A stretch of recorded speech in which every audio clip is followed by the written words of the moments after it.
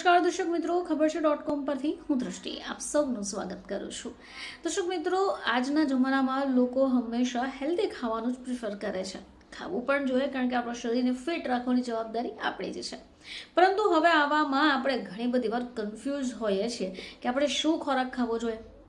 હવે તમે બે નામ તો સાંભળ્યા હશે, એક તો ઓટ્સ અને દલિયા. પરંતુ જાણવાની પ્રવૃત્તિ એ છે કે આ બંનેમાંથી ફાયદાકારક કઈ વસ્તુ છે અને કયા પ્રકારનું સેવન કરવું જોઈએ. તો મિત્રો, ઓટ્સ કે પછી દલિયા, હવે આ બંનેમાંથી શું ખાવું એ ફાયદામંદ હોઈ શકે? તો ઓટ્સ અને દલિયા બંને જ એક હેલ્ધી બ્રેકફાસ્ટ માટે એક ખૂબ સારું ઓપ્શન સાબિત થઈ શકે.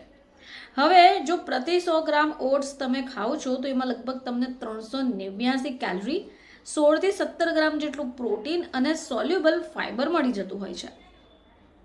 હવે ડાયાબિટીસ અને દિલથી એટલે કે હૃદયથી જોડાયેલી બીમારીઓથી જે લોકો જૂਝતા હોય, જેઓ પરેશાન હોય, એઓને ઓટ્સનું સેવન કરવાની સલાહ આપવામાં આવે છે. હવે એને જ સરખામણીમાં જો તમે આ દલિયા વિશેની વાત કરો છો તો એ 100 ગ્રામ દલિયામાં 12 ગ્રામ જેટલું પ્રોટીન અને લગભગ 342 કેલોરી મળતી હોય છે. હવે આ જે દલિયા છે, ઓટ્સની જો આપણે સરખામણી કરીએ તો એ થોડું હળવું હોય અને એ તમારા ગટ હેલ્થને સુધારવામાં ખૂબ સારું કારગર સાબિત થઈ શકે છે. હવે ક્લિનિકલ ન્યુટ્રિશનિસ્ટ ડૉક્ટર નિધિ નિગમના અનુસાર તમારા જરૂરિયાત ઉપર નિર્ભર કરશે કે તમારે ઓટ્સ ખાવું જોઈએ કે દલિયો. હવે આ બંનેમાંથી તમારે કયું પસંદ કરવું જોઈએ એ તમારા ઉપર છે.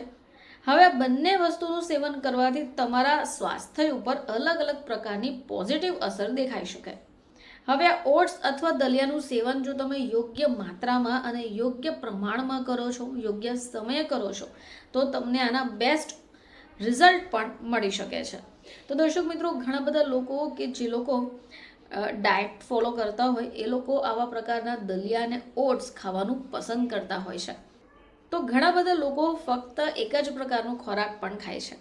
હવે આ દલિયો એટલે કે તૂટેલો ઘઉં અથવા તૂટેલું અનાજ કે જેનો ઉપયોગ સામાન્ય રીતે ખીચડી, લાપસી અને હેલ્ધી નાસ્તા બનાવવા માટે થતો હોય છે.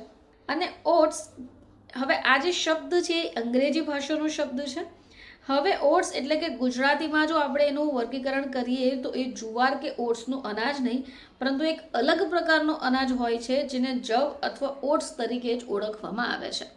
તો દરેક વ્યક્તિની શારીરિક જરૂરિયાતો અલગ હોય છે અને એ જ પ્રમાણે આપણે ખોરાકનું સેવન કરીએ એ ખૂબ જરૂરી બની પડે છે. ફરીથી આપ સમક્ષ હાજર થઈશું, ત્યાં સુધી જોતા રહેજો ખબર છે .com.